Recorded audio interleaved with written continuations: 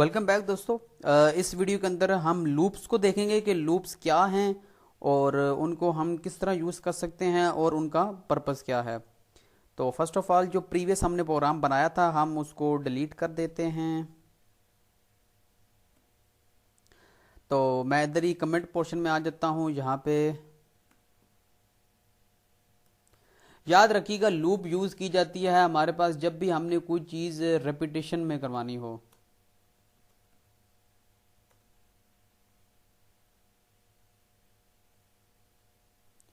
Repetition, loop use for repetition, जब आपने क्या करना होता है कि कोई ऐसे नंबर्स जिनके अंदर कोई लॉजिकल सीक्वेंस पाया जाए हम लूप वहां पे यूज करते हैं। या पर रिज्यूम करें कि आपने कोई भी स्टेटमेंट एक से ज्यादा दफा डिस्प्ले करवानी है।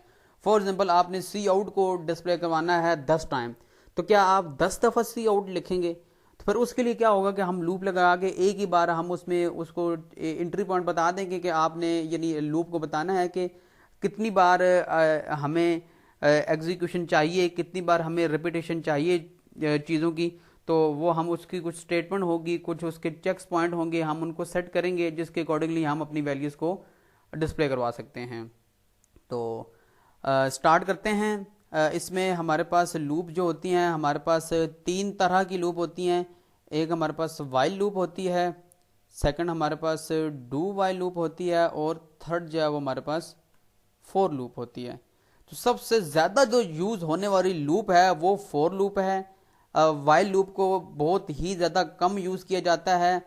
तीनों लूप्स का फंक्शन एक ही है लेकिन जस्ट तीनों लूप्स को इनकी रिक्वायरमेंट के अकॉर्डिंगली यूज किया जाता है। हर प्रोग्राम आप जो फोर लूप से बनाना चाहते हैं वो वाइल लूप से बना सकते हैं, जो वाइल लूप से बनाना चाहते हैं वो फोर लूप से बन जाएगा और वो डू वाइल लूप से भी बन जाएगा। हम इनको एक दूसरे की जगह यूज कर सकते हैं लेकिन अपनी यूजबिलिटी के लिहाज से बाज दफा ऐसा होता है कि बहुत सारी प्रॉब्लम्स ऐसी होती हैं जहां पे फोर लूप ज्यादा अच्छे तरीके से वर्क करती है और बाज प्रॉब्लम्स ऐसी होती हैं जहां पे वाइल लूप जो होती है वो बहुत ही अच्छे तरीके से वर्क करती है। तो ये लूप्स की जो यूजबिलिटी होगी ये आपकी वेरी करेगी आपकी जो प्रॉब्लम होगी उसके लिहाज से। तो अब स्टार्ट करते हैं हम इस वीडियो के अंदर हम स्टार्ट करते हैं इन लूप्स के बारे में कि ये लूप्स इसमें से एक लूप हम अभी स्टार्ट करते हैं वाइल लूप जो है। इसका सिंटैक्स देख लेते हैं, इसको हम कैसे यूज कर सकते हैं। तो उसके हवाले से हम देख लेते हैं। आपने क्या करना है कि पहले एक इन टाइप का वेरिएबल डिफाइन कर दें। या फिर एक काम करते हैं कि पहले हम फोर लूप देख लेते हैं क्योंकि फोर लूप थोड़ी सी इजी है। वाइल और डू वाइल आपको बहुत इजीली समझ आ जाएगी अगर आपको फोर लूप आती होगी तो फोर में क्या होगा हमारे पास फोर हमने क्या करना है इंट। आप इसको बाहर भी डिफाइन कर सकते हैं। आपने स्टार्टिंग पॉइंट बताना है, आपने आई को कहां से स्टार्ट करना है आपने। उसके बाद यहाँ पे कंडीशन आएगी, हम कहते हैं इक्वल है या 10 के और आई प्लस प्लस और साथ में आपने इसकी ब्रैकेट्स डाल देनी है। तो दोस्तों याद रखिएगा ये इसका एंट्री पॉइंट है। यहाँ पे आपने जिसको मैंने यानी हाईलाइट किया हुआ है यहाँ पे आपने फोर लूप की जो ब्रैकेट्स होंगी स्मॉल ब्रैकेट्स जो हैं इसमें क्या करना है कि पहला आपने सेमीकोलन से पहले का लिखना है कि आपने एंट्री पॉइंट लिखना है कि कौन से वेरिएबल पे आप कंडीशन सेट करना चाह रहे हैं वो पहले आ जाएगा। इंट को आप बाहर भी डिफाइन कर सकते हैं लेकिन यानी एक अच्छा वे यही है कि आप इसको फॉर लूप के अंदर डिफाइन करें इंट को। तो यानी इंट आई को तो यहाँ पे ये डिफाइन हो चुका। उसके बाद क्या होता है कि यहाँ पे हमने इंक्रीमेंट बता दिया कि उसको हमने आई को 1 से स्टार्ट करना है। सेकंड आपने सेमीकोलन के बाद कंडीशन बतानी होती है कि आई को आप कितने टाइम के लिए रिपीट करना है, यानी कितने टाइम के लिए आप लूप को चलाना चाह रहे हैं। तो हम ये यहाँ पे बता रहे हैं कि जब आई की वैल्यू जो है वो 10 से छोटी हो या 10 के इक्वल हो तो यानी उस टाइम तक चले ये।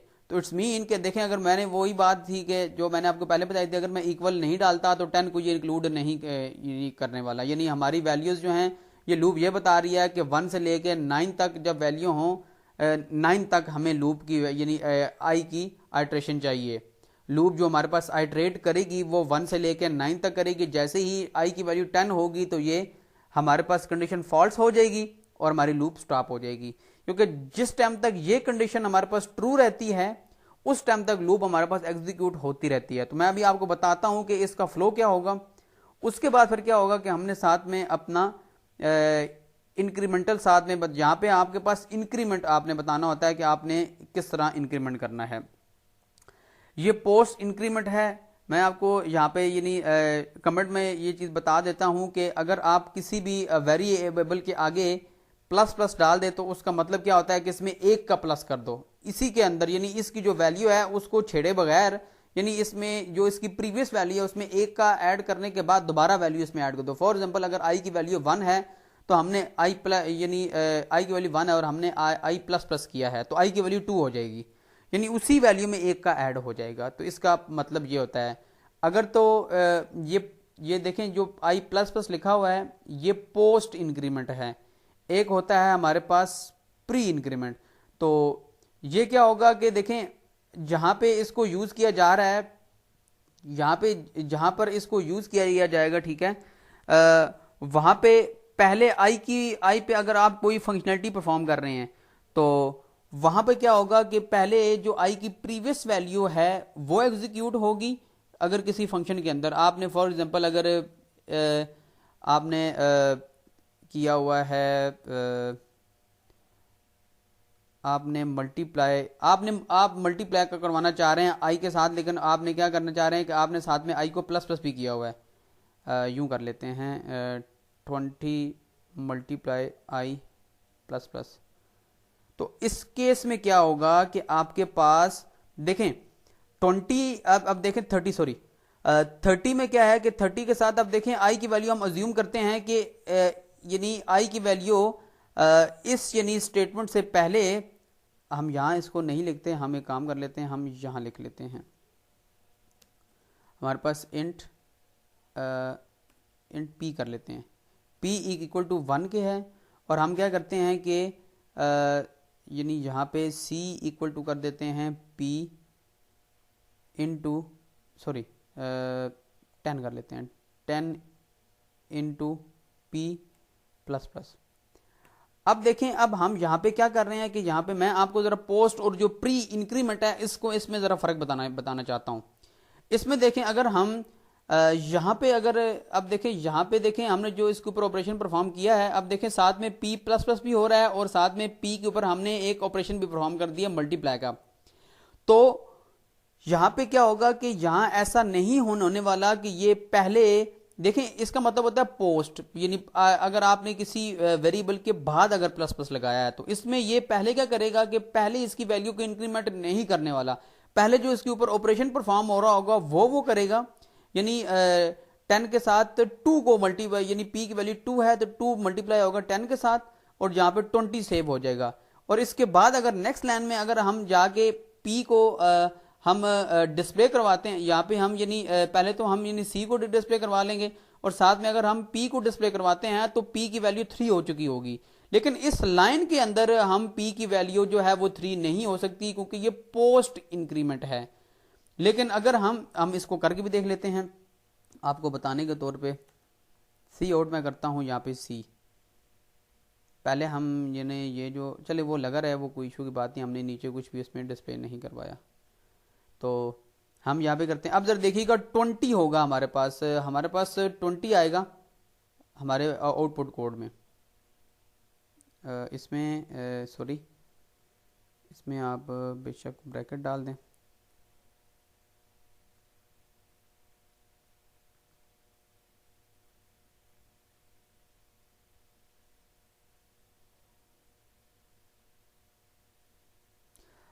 हमने सी को डिफाइन ही नहीं किया, सॉरी।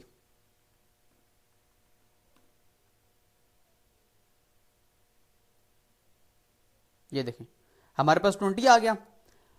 तो इसमें क्या चीज़ है कि हमारे पास सेम वही चीज़ हुई जो मैंने आपको बताई, लेकिन अगर हम अभी अगर पी को प्रिंट करवाते हैं इसी के साथ ही पी को प्रिंट करवा देते हैं यहाँ पर ही एंडल लगा के ना, एंडल पी। अब जरा देखिएगा पी की वैल्यू 3 हो चुकी होगी, ये देखें। तो वो चीज है कि उसने उसी टाइम परफॉर्म नहीं करना, लेकिन अगर पी से पहले अगर हम प्लस प्लस लगा देते हैं, यूं आप कर लें इसको। तो अब क्या होगा, अब हमारे पास सी की जो वैल्यू आएगी वो 30 आएगी, और इसी लाइन में ही वो पहले पी में इंक्रीमेंट करेगा और उसके बाद वो क्या करेगा 10 के साथ मल्टीप्लाई करेगा इसको। तो ये आप देख सकते हैं वो वैल्यू 30 हो गई है, ये आप देख सकते हैं। तो ये फर्क है पोस्ट इंक्रीमेंट और प्री इंक्रीमेंट में। प्री इंक्रीमेंट पहले आप किसी भी वेरिएबल के ऊपर, अगर अगेन सुन लें, मैं रिपीट करता हूं, अगर किसी वेरिएबल के ऊपर आप कोई ऑपरेशन परफॉर्म कर रहे हैं और साथ में आपने उसके ऊपर इंक्रीमेंट लगा दिया है, अगर तो आपने प्री इंक्रीमेंट लगाया है, प्री का मतलब होता है पहले, जैसा कि ये लगा हुआ है, तो सबसे पहले क्या होगा कि कोई भी ऑपरेशन उस वेरिएबल पे परफॉर्म हो रहा है, आप मल्टीप्लिकेशन कर रहे हैं, डिवाइड कर रहे हैं, कुछ भी कर रहे हैं, तो सबसे पहले वो उसकी वैल्यू को अपडेट करेगा एक का ऐड करके, और उसके बाद जो भी ऑपरेशन आप उस पर परफॉर्म कर रहे होंगे वो उस पर परफॉर्म होगा। लेकिन अगर आपने पोस्ट इंक्रीमेंट यूज किया है तो पहले जो वेरिएबल पे आप ऑपरेशन परफॉर्म कर रहे होंगे वो परफॉर्म होगा, और उसके बाद उस जो वेरिएबल होगा उसके अंदर एक का इंक्रीमेंट होगा। तो ये फर्क है हमारे पास पोस्ट और प्री इंक्रीमेंट के अंदर। तो यहां से हम क्या करते हैं कि इसको एंड कर देते हैं। ये आपको बताने का मकसद ये था कि आपको पता चल सके प्री और पोस्ट में क्या है। तो आपने क्या करना है कि यहाँ पे आई को प्लस प्लस कर देना है। यहाँ पे हम क्या करेंगे कि आई जो है हमारे पास आई प्लस प्लस हो रहा है। अब ये चलेगा कैसे मैं आपको बताता हूँ। यहाँ से आप थोड़ी स्पेस दे दें ताकि आपको पता चल सके कौन कौन सी वैल्यू कहाँ पर है। पहली इटरेशन में क्या होगा कि पहली इटरेशन में सबसे पहले आप जैसे ये फोर लूप आपने स्टार्ट किया, यहाँ पे कंडीशन पहले आगे ये देखेगा आई की वैल्यू 1 है। आगे चल के वो चेक करेगा कि क्या आई जो है वो छोटा है 10 से। हाँ बिल्कुल, ये बिल्कुल एक्यूरेट है, ट्रू है, आई जो है वो छोटा है 10 से। नीचे आएगा, नीचे आके जो हमने देखे अभी कि इसमें कुछ भी लिखा नहीं है, तो यहीं से ये वापस जाएगा। ठीक है, वापस जाके इस आई के अंदर एक का यानी ये वाली जो इंक्रीमेंटल पार्ट है हमारा, ये एक बार बॉडी एग्जीक्यूट होने के बाद जाके इंक्रीमेंट होगा। पहली बार में एग्जीक्यूट नहीं होने वाला। ये वाला जो मैंने जिसको हाईलाइट किया हुआ है, ये वाला पार्ट जो है, सबसे पहले वो आई की वैल्यू देखेगा, फिर उसके बाद कंडीशन देखेगा। कंडीशन देखने के बाद वो फॉर लूप की जो बॉडी है उसको एग्जीक्यूट करेगा, जो कि अभी हमने जिस बॉडी के अंदर अभी कुछ भी नहीं लिखा। एग्जीक्यूट करने के बाद आखिर तक एग्जीक्यूट करेगा इन इस ब्रैकेट से पहले पहले जो हमने जहां तक लिखा होगा। फिर उसके बाद जाएगा यहाँ पे जाके इसमें आई का इंक्रीमेंट करेगा, आई में 1 का इंक्रीमेंट करेगा, और इंक्रीमेंट करने के बाद दोबारा फिर क्या करेगा कि आई की वैल्यू चेक करेगा, क्या आई की वैल्यू आई की वैल्यू 10 से छोटी है।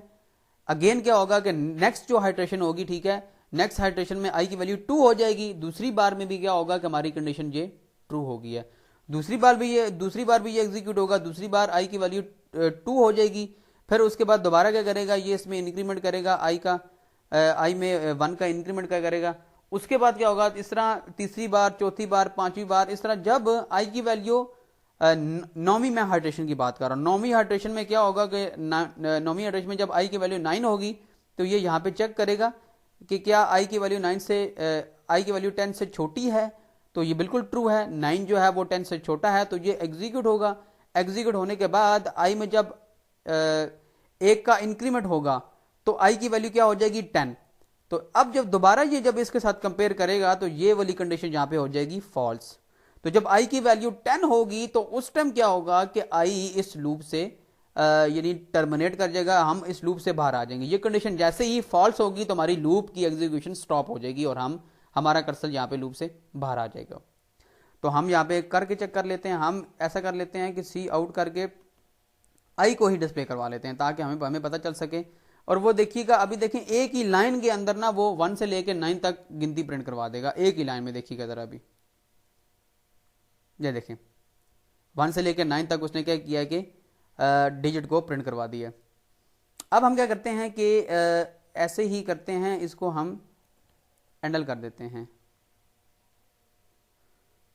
यहाँ पे आप देख सकते हैं, ये देखें सेम उसी तरीके से 9 तक उसने क्या किया, पहली इटरेशन में आई की वैल्यू 1 थी, दूसरी में 2, तीसरी में 3, इस तरह करते करते लास्ट वाली में 9 थी। और सेम उस तरीके से अगर मैं यहाँ पे इक्वल डाल देता हूं तो ये 10 को भी इंक्लूड कर लेगा। ये देखें 10 भी आ गया हमारे पास। तो इस तरीके से ये हमारी 4 की लूप है।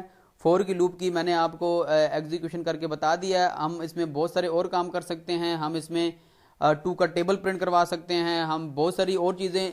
याद रखिएगा इसमें उन्हीं चीजों को डिस्प्ले करवाया जाएगा जिनके अंदर लॉजिकल सीक्वेंस पाया जाए। अब देखें टेबल्स में सीक्वेंस पाया जाता है, एक सीक्वेंस के साथ आपके पास नंबर बढ़ रहे होते हैं, 2 ऐड हो रहा होता है, 3 ऐड हो रहा होता है, 4 ऐड हो रहा होता है। तो ये चीजें सारी हमारे पास इस तरीके से स्टार्ट होती हैं।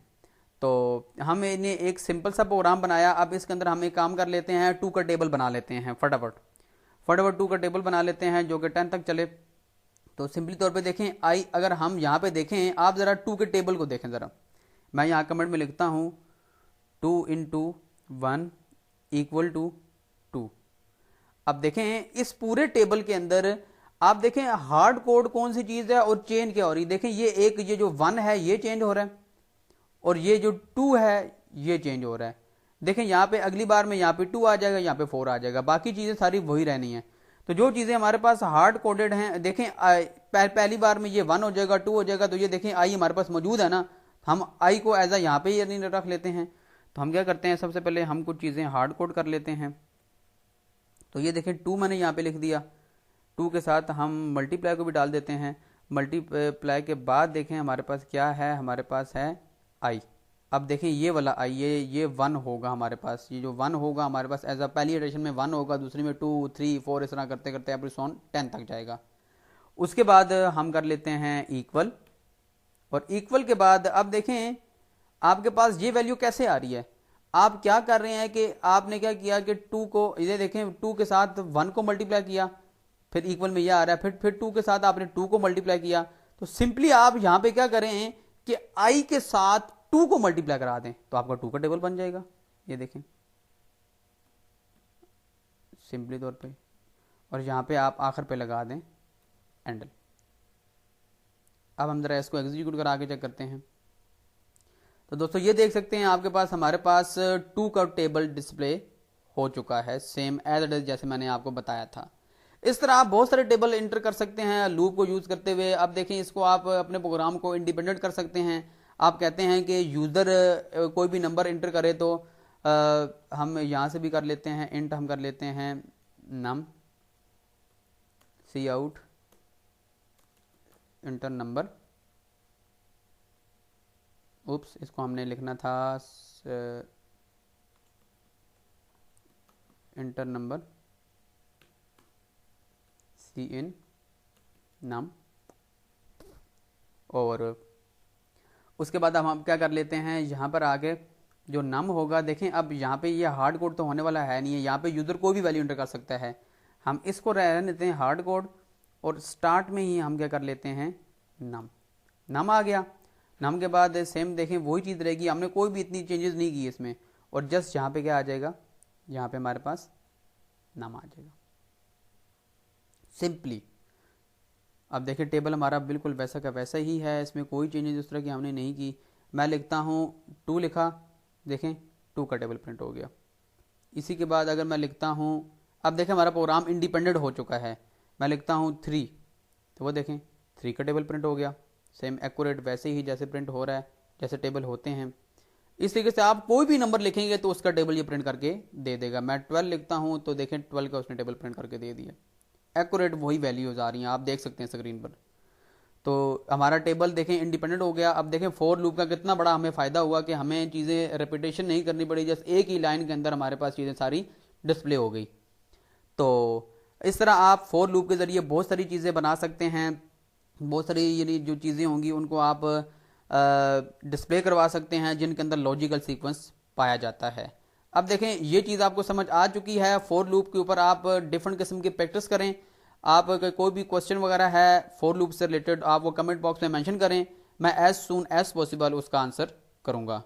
तो मिलते हैं अपनी नेक्स्ट वीडियो में, जिसमें मैं आपको वाइल लूप बताऊंगा। वाइल लूप में भी हम इसी तरह टेबल ही प्रिंट करवाएंगे ताकि आपको यानी पता चल सके कि यानी उसमें और उसमें ये जस्ट उसके सिंटैक्स में थोड़ा सा फर्क है और उसका फ्लो थोड़ा सा चेंज है। तो मिलते हैं अपनी नेक्स्ट वीडियो में।